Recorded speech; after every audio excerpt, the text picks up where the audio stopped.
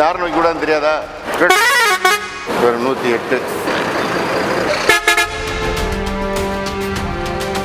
நள்ளிரவுல நெடுஞ்சாலையில கனரக வாகனங்களை தடுத்து நிறுத்தி இருக்காரு போக்குவரத்து துறை அமைச்சர். யாரும் வைக்க கூடாதுன்னு தெரியாதா? பர்மிட் பண்ணதோட கூடுதலா இருக்கு.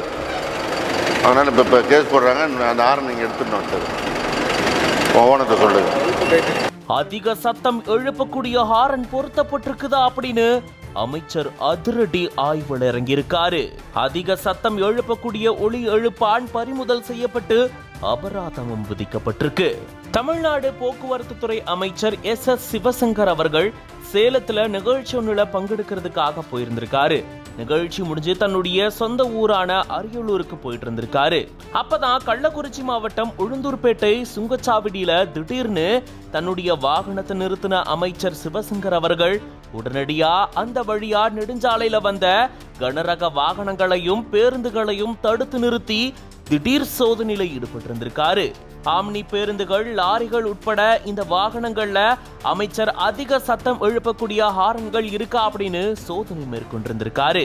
இந்த வாகனங்கள்ல அனுமதிக்கப்பட்ட அளவிலான ஒலி எழுப்பப்படுதா இல்ல அதுக்கு மேலேயும் ஒலி எழுப்பப்படுதா அப்படின்றத தெரிஞ்சுக்கிறதுக்கான நவீன ஒலி அளவீட்டு கருவி மூலமா போக்குவரத்து துறை அலுவலர்களோட சேர்ந்து பரிசோதனை மேற்கொண்டிருந்திருக்காரு.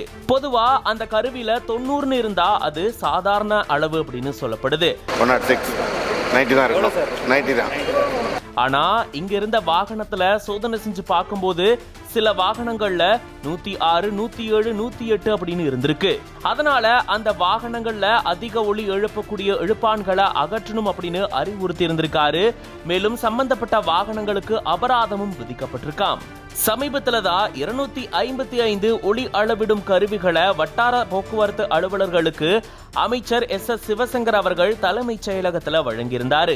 இந்த சூழல்ல ஒரு நிகழ்ச்சிக்கு போயிட்டு மீண்டும் ஊர் திரும்பும் போது திடீர்னு நெடுஞ்சாலையில தன்னுடைய வாகனத்தை நிறுத்தி திடீர் சோதனையில அமைச்சர் ஈடுபட்டது நெடுஞ்சாலையில பரபரப்பை ஏற்படுத்தியிருக்கு. இது தொடர்பான உங்களுடைய கருத்துக்களை கமெண்ட்ஸ்ல சொல்லுங்க. For more updates, follow City Fox Media.